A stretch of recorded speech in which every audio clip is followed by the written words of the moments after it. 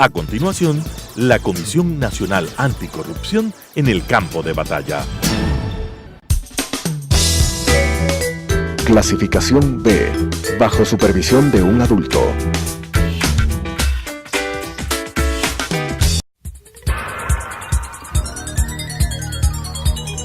Las opiniones vertidas en este espacio por la producción y dirección del programa son de exclusiva responsabilidad de sus autores y de quienes intervienen en ellos.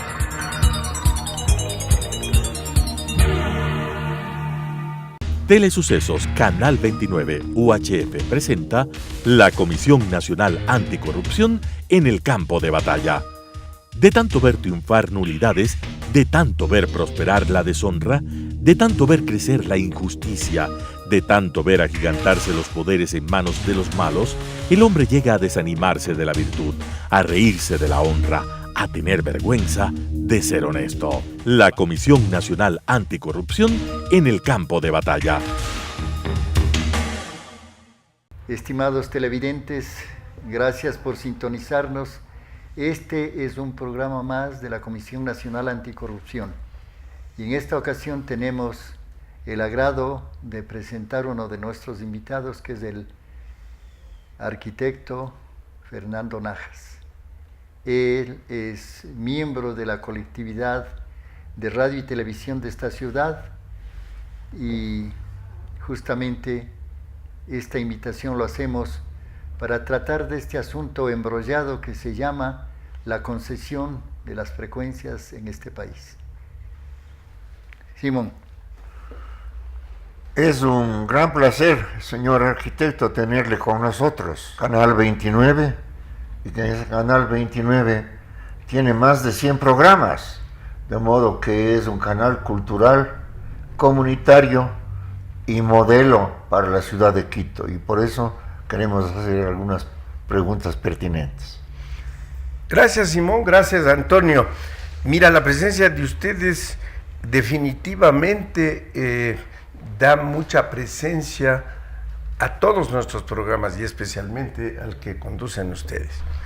El que miembros de la Comisión Nacional Anticorrupción sean referentes permanentes en nuestros estudios y ante nuestra audiencia nos honra la presencia, además de dos buenos amigos y de personas con las cuales comulgamos muchos intereses comunes.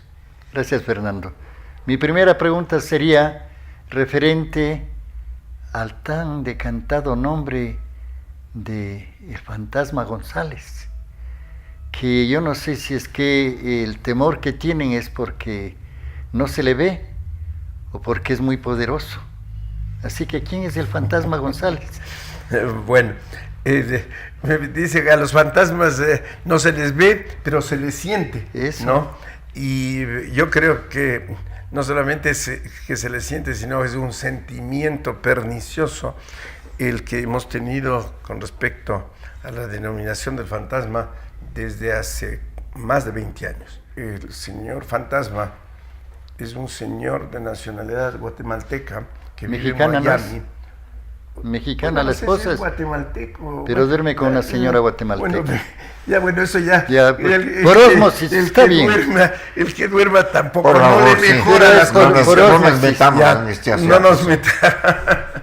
Pero bien, el señor Ángel González es un ciudadano o de México o de Guatemala, pero en todo caso que ha optado por ser el eje del monopolio de la comunicación de la radio y televisión en este país. En este país y en Latinoamérica, en Latinoamérica y en Centroamérica. ¿Quién es este señor González? Este señor González es un vendedor de programación. Como comentábamos hace un momento, la programación es uno de los sustentos operativos de la radio y la televisión. Es la base, el fundamento. Es la base, porque tú puedes tener equipos, puedes tener una infraestructura espectacular, pero tienes que tener contenidos, y los contenidos son la programación, que es lo que vas a entregar a tu audiencia o a tu público. Es lo que te da los espacios. Claro, perdón, es como si tuviera yo un gallinero de pollos y no le diera de comer. No. Exactamente. Ya. Siga. Entonces, bueno, el señor fantasma no tenía un gallinero de pozos, el señor tenía todos los gallineros, o sea, gallinero que asomaba se lo tragaba. Entonces había las gallinas de los huevos de oro para poder comprar, porque una más cosa o menos, es frecuencia claro. Y otra cosa es conciencia. Bueno, en el camino estamos viendo que actualmente no solamente él, sino las gentes compran la conciencia, y la conciencia ya está completamente valorada definitivamente, ¿no? Hay cifras que cada vez desconocemos y no las soñamos, que son parte de la valoración de la conciencia. Bueno, ya se ha hablado en forma general, sabemos que no es un buen elemento, que ha venido como un elemento la venta pernicioso a este país. Tenía que entenderse que se inicia con los contenidos para la radio. Pero ¿cómo se vendía la programación? Se fiaba la programación. Se fiaba la programación hasta que esa programación tenía un cierto atractivo para quienes tenían los medios de comunicación, y en función del atractivo seguía ofreciendo los diversos capítulos y endeudándose. Y obviamente generaba facilidades para que los dueños de los medios se endeuden, claro, den las garantías para respaldar estos endeudamientos, y a la final, si no pagaban, pues se llevaba el santo y la limosna. Ese es más o menos el sumum de las actividades del señor Fantasma. Bueno, hablemos de la famosa institución que tiene a su cargo la organización de todo esto, pues. Bueno, él no solamente que capta radio y televisión, y yo diría que se estima que son más de 100 medios de comunicación en Latinoamérica que son de su propiedad, sino que últimamente ya se capta también la prensa. Todos conocemos que el diario El Comercio, claro, ya es parte de una de sus adquisiciones. Y ahí el canal del Comercio también, Radio Quito. Y obviamente con un canal que, de lo que se puede constatar, fue concedido con una serie de artimañas en las cuales determinadas concesiones de tipo provisional para efecto de la televisión digital de pronto se convirtieron en frecuencias permanentes concedidas al señor. O sea, se hicieron toda clase de triquiñuelas que seguramente con el gobierno anterior tenían como contrapartida un respaldo político dentro del país, respaldo político obviamente que era pagado, y también un respaldo político en Latinoamérica, porque el señor Correa se creía en su momento que era el redentor casi. Y que no se iba a ir nunca. Sí, y que no se iba a ir el redentor él obviamente. de América, el nuevo Che Guevara, el nuevo Jesucristo. Yo que sé qué diablo se creía el señor. Bueno, puedo interrumpir. Me parece a mí que oyéndote, siendo tú el dueño de esta televisión, parece que hubiera un resentimiento con el señor González. ¿Qué te ha pasado a ti en la cuestión de las frecuencias? Verás, yo no tengo resentimiento, no puedo tener resentimiento porque el trabajo que yo he desenvuelto en la radio y en la televisión ha estado siempre sujeto a las normas establecidas en los contratos de concesión. O sea, se resiente quien de alguna forma no hubiera cumplido con lo convenido. Si quieres establecer que hay algún resentimiento, podría darse por el hecho muy sencillo que a través de testaferros el señor González trató de apoderarse no solamente de este canal, sino de varios canales de televisión. Y varias radios. Pero vamos a los canales de televisión. ¿Por qué era la angurria para acceder a los canales de televisión? Existen dos tipos de frecuencias que permiten que la televisión llegue a tus hogares. Las unas son las frecuencias VHF, Very High Frequency, que son las frecuencias que utilizan los canales nacionales básicamente, que son los canales 2, 4, 6, 8, 10 y 12. Uh-huh. Estas frecuencias están complementadas actualmente dentro del espectro radioeléctrico por frecuencias UHF que no tenían la mayor importancia dentro del esquema de tecnología de 10 años atrás, que es Ultra High Frequency. Estas frecuencias Ultra High Frequency son las únicas operativas para la televisión digital. O sea, las frecuencias analógicas VHF que permiten la salida de la televisión abierta ya son cosas del pasado. Son cosas del pasado. Entonces el interés, porque el momento en que se cambia la televisión analógica a televisión digital, se cambia de esquemas técnicos operativos de la frecuencia VHF a la UHF. Entonces, todos los canales VHF dejan de tener ninguna importancia para la televisión y pasan más bien para dar determinados servicios en la telefonía o en cualquier otro tipo de comunicaciones. Entonces, de ahí surge el interés de apropiarse de los canales UHF. Fernando, hablemos entonces de esto que sufre el país. Hay una crisis de ética, hay una crisis de moral en todos los campos. Y estos 10 años de correísmo nos han dejado prácticamente emporcados con este miasma que es la corrupción, porque se siguen dando diariamente las denuncias. Eso conmueve a la opinión pública. ¿Qué decir entonces respecto a las frecuencias? Si hay una resolución de la Contraloría General del Estado para que eso se declare nudo y no pasa nada. ¿Qué hace esa organización que tiene a su cargo todo esto? Mira, la verdad es que el problema de la corrupción no solamente abarca lo tangible, sino lo intangible. La ley de comunicación es el entorno en donde la mayor de las corrupciones se han cometido y se siguen cometiendo, porque la corrupción que permite que se den normas aparentemente de recuperación de principios y demás, sin conocimiento de los protagonistas de las actividades sobre las cuales van a legislar, también es un proceso de corrupción.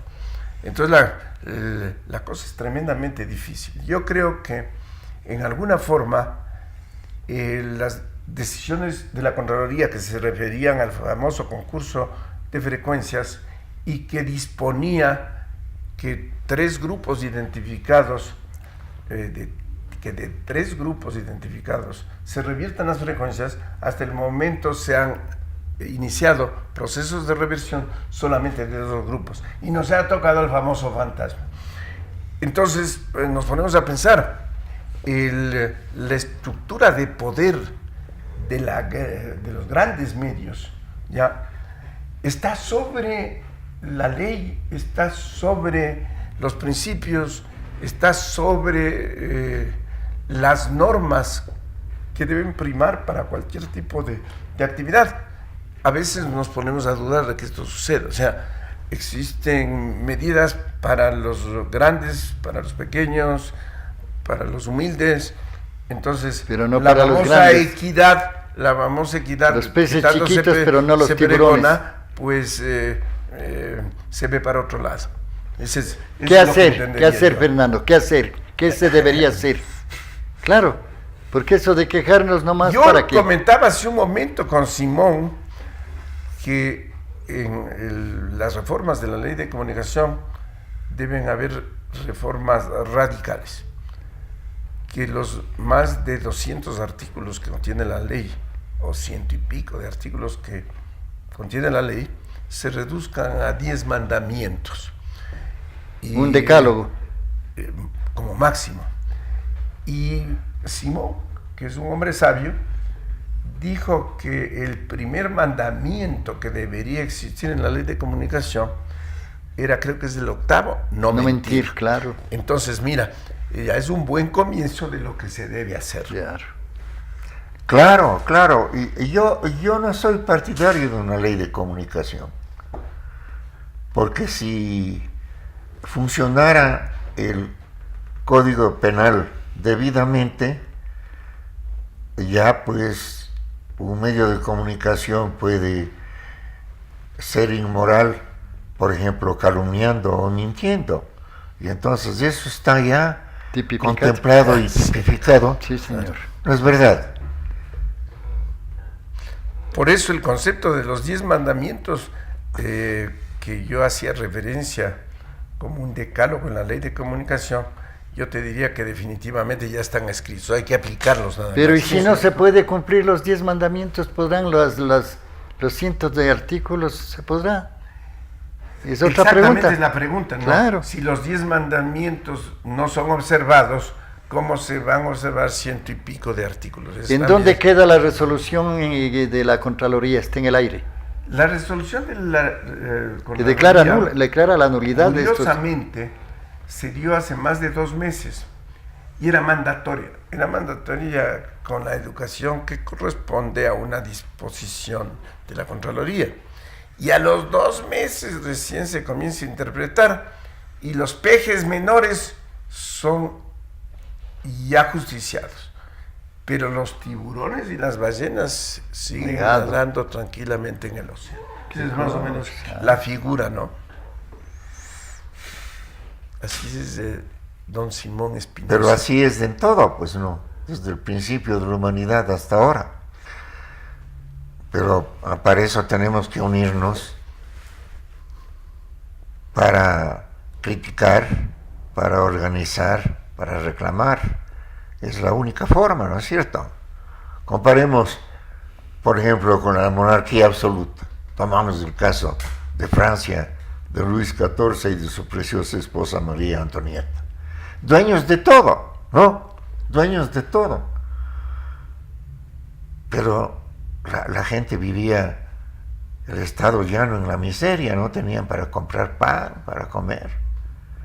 Y llegó un momento de ilustración en que decían, estos no son nuestros representantes, no son representantes de Dios, entonces vamos a ir contra ellos hasta que les cortaron la cabeza, ¿no? Sin duda, y lo que tú comentas... Bueno, María ya, Antonieta yo te doy también. un comienzo nomás pues, para oír qué piensas. Verás, María Antonieta en su momento dijo, qué extraño que la gente pida pan si les pueden dar galletas. O sea, esa era la versión también que se está repitiendo Sí, en este pero momento, es que ¿no? era porque la harina se ponía en las Se ponían en la cabeza, claro, o en la pues, cara también. claro. Pero el hecho también es el siguiente. Sí. Siempre existieron disfraces para la pobreza y existieron siempre líderes mesiánicos que ahora fueron inventados con el nombre de líderes del socialismo del siglo XXI y crearon estos mitos de manera de que se ofrecieron fantasías y no se cumplió ninguna. Claro. Y los peces pequeños y las sardinas siguieron multiplicándose y las ballenas siguieron extinguiendo. Entonces, yo creo que ese camino debe recuperarse, que las ballenas se extingan y que los peces pequeños podamos seguir desarrollando. Ese sería más o menos la conclusión. Pero verás que hay una ley Claro, subrepticia que de las protege, ballenas, pero en sí. este caso es una ley subrepticia que está por debajo, porque el correísmo nos ha dejado marcando el paso de la corrupción. Y hubo una entrevista que te escuché en otro de los canales, tú dijiste, y en este país no pasa nada, porque somos sordos, ciegos y mudos. ¿Qué dices de eso? Bueno, procuramos no ser tan mudos que digamos, lo que pasa es Sí que nos damos han dejado cuenta. mudos, pues claro. Claro. Yo creo que no los mudos, sino los chunchos están en otros sitios que determinan el futuro de nuestra vida. Esa es mi sensación. Yo creo que los poderosos son universales, porque hay chunchos pobres en todo el mundo. Hay en China, hay en Estados Unidos, Claro. hay en Alemania. Claro. Entonces, o la ley de la evolución de Darwin. Vale, parece que vale, porque dice que la evolución es de las especies más fuertes, ¿no? Entonces tenemos que convertirnos en la especie más fuerte, pues.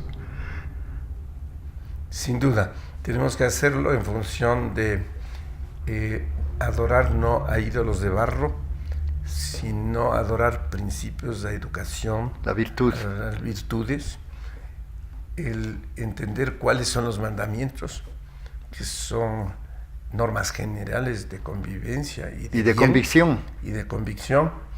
Esos son los caminos que en alguna forma nos deben esperar, sin la soberbia de creer que lo que estamos pensando no se repite en la mayor parte de los mundos del mundo. La forma en que el grande se aprovecha del pequeño y del mediano existe en todas partes de la sociedad.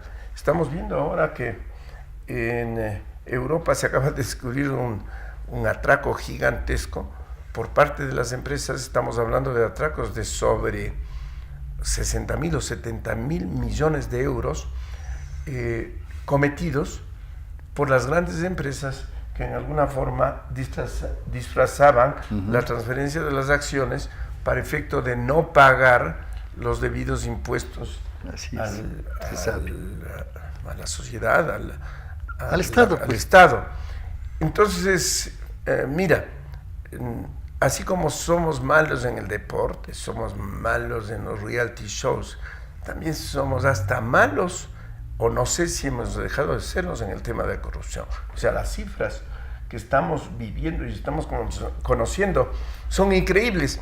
Fíjate que en el Perú le meten presa a la señora Fujimori por un delito estimado en 1.500 millones. No, 1.200 perdón, millones. en 1.200 millones. 1.200 millones. Y eso fue hace 10 años. Y estamos viendo que aquí Por hemos miles sido de pero millones. campeones completamente, porque estamos hablando de 30.000, 40.000, 50.000 millones, sí. que es lo que se cuantifica como los excesos de la corrupción en nuestro país. O sea, vamos ganando espacio definitivamente, ¿no? Pero espacio ¿Qué opinas tú entonces de la impunidad como empresario que eres? Esperemos que las cosas mejoren. Pues, ¿qué podemos?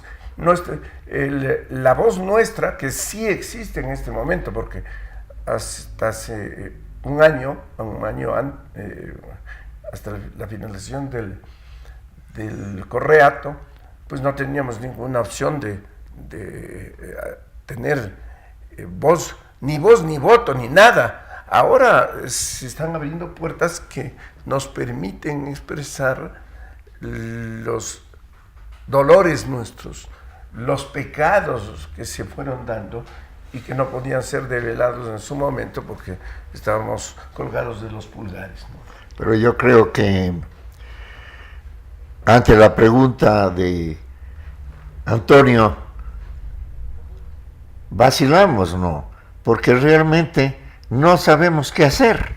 Y entonces la gran tarea sería comenzar a pensar qué debemos hacer en concreto para salir de esto. Porque entonces supondría pues que nos uniéramos de empresarios, obreros, etcétera, etcétera, etcétera. Bueno, se van dando voces, se están uniendo las sí, voces. sí. La presencia de la Comisión Nacional Anticorrupción, la presencia del Consejo de Participación Ciudadana, son aperturas, son horizontes que se van abriendo para efecto de que las cosas cambien. Yo creo que existe una buena disposición, sin que esto sea un halago al gobierno y demás, existe una buena disposición de que las cosas cambien. Existen aperturas que Fernando, no se daban, ¿no? Y una esperemos última que pregunta. esto. Sí. ¿Crees que se cumplirá la cirugía mayor para cortar de raíz la corrupción que tiene gente visible aún en este gobierno? Mira, Esa es una de las preguntas más difíciles. Más difíciles, ¿no es cierto? Sí. Entonces, con lo cual terminamos, O sea, Fernando. esto no se trata de una circuncisión apenas, se trata de ¿cómo se llama? De hacer un trasplante de todos los órganos que estaban del cuerpo social. Desesperados por cirugía, ¿no? Te agradecemos, Entonces, Fernando. Te agradecemos. El tiempo se nos ha ido. Gracias, Fernando. Para nosotros un gusto, para mí personalmente, contar no solamente con gente de bien, sino con dos buenos amigos. Las opiniones vertidas en este espacio por la producción y dirección del programa son de exclusiva responsabilidad de sus autores y de quienes intervienen en ellos.